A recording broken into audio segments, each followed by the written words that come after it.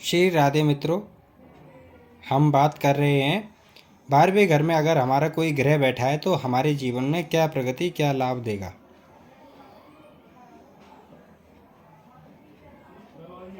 12वें भाव का स्वामी हमारे जीवन में क्या हानि दे सकते हैं, क्या लाभ दे सकते हैं। ये किसी भी लग्न की पत्रिका हो सकती है। खास याद रखिएगा, किसी भी लग्न की पत्रिका हो सकती है। यहाँ पर मैंने एक लिखा है तो दो भी हो सकता है, 3, 4, 5, 6, 7, 8, 9, 10, 11, 12, कोई भी लग्न हो सकता है। ये 12वां भाव है। यहाँ से अगर हम इस प्रकार उल्टे घूमते हुए देखेंगे तो ये 12वां भाव है हमारा। 12वें भाव का स्वामी यहाँ पर बृहस्पति होते हैं, क्योंकि मीन 12वीं राशि मीन है और उसका स्वामी बृहस्पति है। 12वां भाव क्या करता है? 12वें भाव का खर्च भाव कहा जाता है, व्यय करना बताया गया है।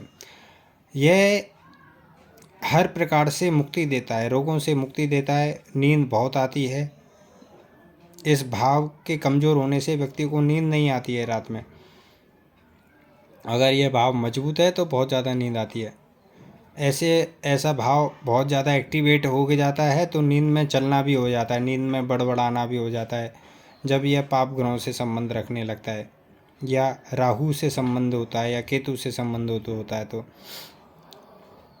12वें भाव से व्यक्ति के दोनों पैरों का संबंध माना गया है। आप शत्रु से कितने भयभीत रहेंगे, यह भी 12वें भाव से संबंध जाना जाता है। 12वां भाव होता है बंधन का, जेल का। जब भी लग्नेश से या षष्ठेश से 12वें भाव का संबंध बन जाता है तो बंधन योग बन जाता है। 12वें भाव से व्यक्ति कितने समय तक रोग से पीड़ित रहेगा या ऋण से मुक्ति कब मिलेगी, इसका भी विचार किया जाता है। पुरुष की बाईं आंख का और स्त्री की दाईं आंख का संबंध विचार किया जाता है। जनता इसकी हितैषी है या नहीं है।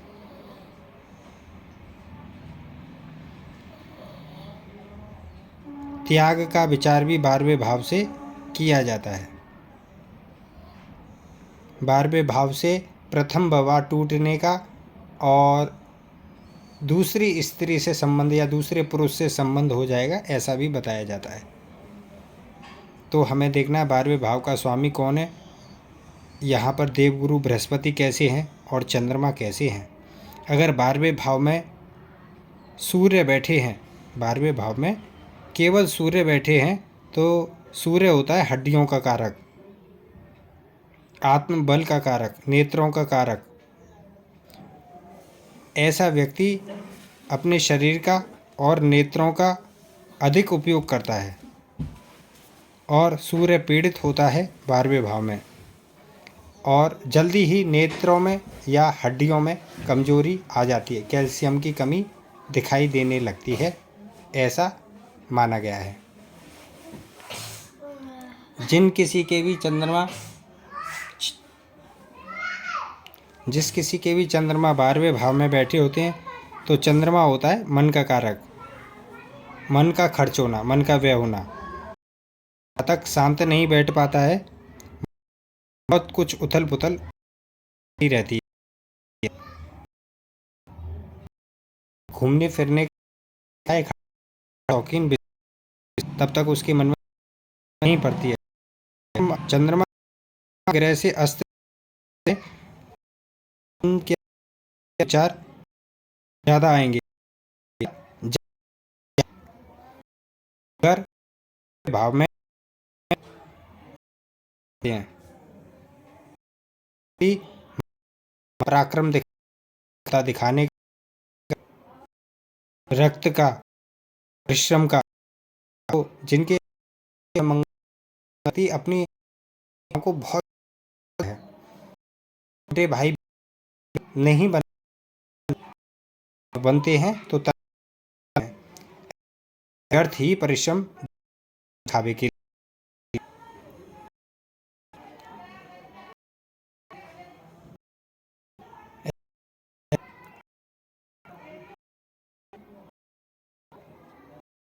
शत्रुओं को ये तत्पर रहता है। अब हम बात करते हैं में बुद्ध जब में बैठते हैं तो ऐसा व्यक्ति वाचाल होता है, तेज बुद्धि, बिना हाथ पैर ज्यादा रहती है, वह व्यर्थ उपयोग समाज में कर। अधिक बोलता हूँ, बात है, समझदार होता यह है कि व्यर्थ की किसी प्रकार देते हुए ऐसे ज्यादातर लोग चुप रहे। तो बुद्ध 12वें का कोई भी शुभ फल नहीं। गुरु जब में होते हैं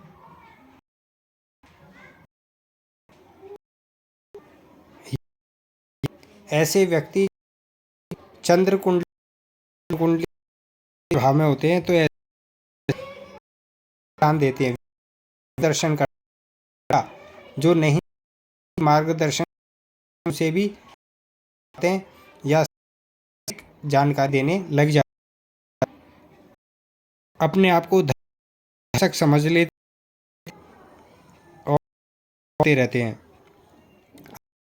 पीड़ित हैं सामने वाला व्यक्ति कभी नहीं देता है, उल्टे रंजन की क्रिया जिससे कि बृहस्पति व्यक्ति का हमेशा ही शुक्र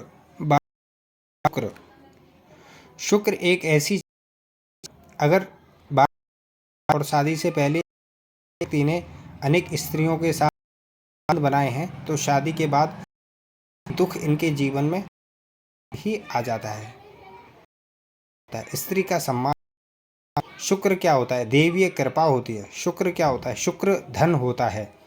जब हम किसी स्त्री का अनादर करते हैं, छल कपट करने आदि के बाद हमारा जीवन उद्ध्वस्त हो। बहुत सारी ऐसी गया है जिनमें शुक्र रहता नहीं रहती, धन दौलत परिवार में, लेकिन उन्हें सम्मान नहीं प्राप्त होता। उनकी स्वयं की पत्नी या रोगग्रस्त रहती या उनसे शुक्र है तो व्यक्ति सेक्स करने की भूख उनके मन में रहती है। और अगर शुक्र पीड़ित है, शारीरिक रोगों में तो देखा गया, विशेष रोगों में व्यक्तियों की व्यक्ति अपने परिश्रम की अधिकता करते हैं, जल्दी ही कमजोर होता है या फिर के शनि के कमजोर हो जाते हैं। इससे पहले देते हैं तो शत्रु होती है, भाग्य भी सेट हो जाए तो शनि विशेष लाभ नहीं देते। परंतु अगर 12वें भाव के व्यक्ति जन्म स्थान से बाहर के साथ में संपर्क करे, अपना व्यापार उन्नति होगी, विदेश से कोई व्यापार करे तो भी उन्नति होगी, अपनी वाणी पर संयम होगी। यहाँ पर हमें देखना है कि अगर 12वें घर में हमारा कोई ग्रह बैठा है और वो हमारा ये दशम चतुर्थ सप्तम पूर्ण भाव, नव तृतीय भाव, द्वितीय भाव, एकादश भाव, इन भावों के स्वामी 12वें भाव में बैठ जाए तो आपको भी कार्य आपको करना था, आपको सुपर। लोग ज्योतिष व्यक्ति कह देंगे 12वें भाव का दोष है, कोई कुछ नहीं कर सकता, जबकि है कि हमारी तरफ से क्या किया जा रहा है इस ध्यान रखा जाए। और आदतों में अगर हम तो ग्रहों के बनना बंद हो जाते हैं और शुभ परिणाम आते हैं। जब हम जो एनर्जी घिस रहे हैं बोलने में या समझाने में, अति वो अगर हम कम कर दें तो जो मिलना वो तो मिलेगा ही मिलेगा, लेकिन हम तीसरे काम में बढ़ सकती है।